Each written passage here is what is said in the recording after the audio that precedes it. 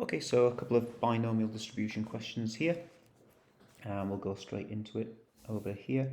Here's the first question. Now x is the variable we're measuring, and it says x follows a binomial distribution, and n, the number of trials, is 200, p, the probability of success, is 3/4. So for this question we just go straight to the formula, and the formula is given in the formula book. E of x, the mean, equals to n, which is 200, times p, 3/4, so that will be 150.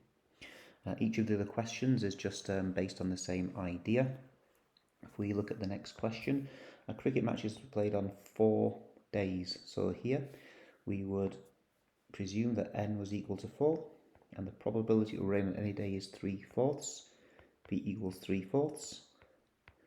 Now find the expected number of rainy days. So this is probably something like this. Let x follow binomial distribution 4, 3/4, and that's where x equals the number of rainy days. And then we can just use our either common sense or the formula to say 4 times 3/4 is 3. Then the final one, you could say let x equal the number of white shirts. Then here x follows a binomial, and 12 shirts are picked, and the probability that any one of them is white is 4/5. Therefore E of x here is just n times p, so that's 12 times 4/5, which will be 9.6. And we can leave it as a decimal there, even though we know that x is a discrete variable, but we will give the exact answer as a decimal, 9.6. If we move on to this one here, again, similar question here. The probability that David arrives on time to his maths lesson is 0.9. He has 8 lessons per week. Find that the probability he arrives on time for all 8 lessons. So here, let x equal the number of, let's just change that to lessons.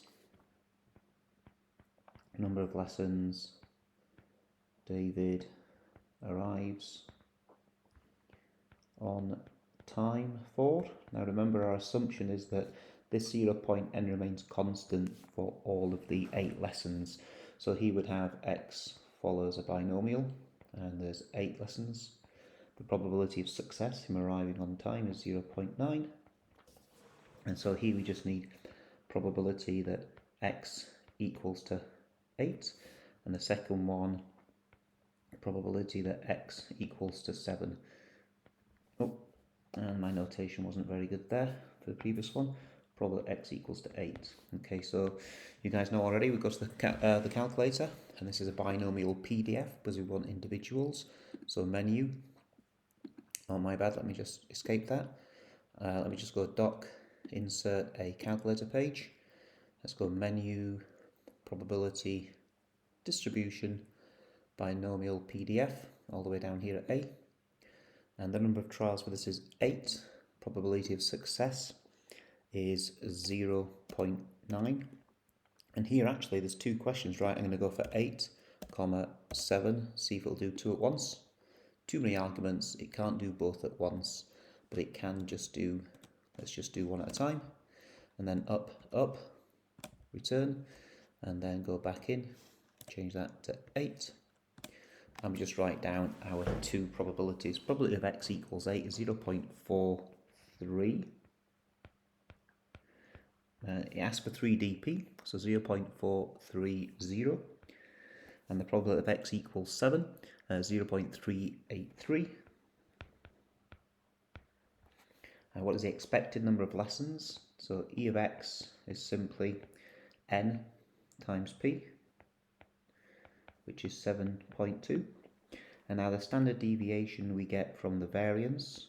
So the variance of x equals 8 times 0.9 np times by 1 minus p. And again, the variance formula is given in the formula book, np 1 minus p, and that's for a binomial distribution. And variance is a measure of the variability. And so when we crunch this out, that's 0.72. And now the standard deviation is just the square root of this. Go to our calculator and we go square root of 0.72. There we go, 0.849. So that's 0.849. So just some standard questions there, recognising that we're in a binomial distribution situation. Remember, there's a fixed number of trials and the probability of success stays constant. It's kind of implying that each event that happens is independent from the previous one. And when we're modelling the real world, it's a nice simple model to start with. It might not be 100% accurate, but it's a simple model and it allows us to make predictions.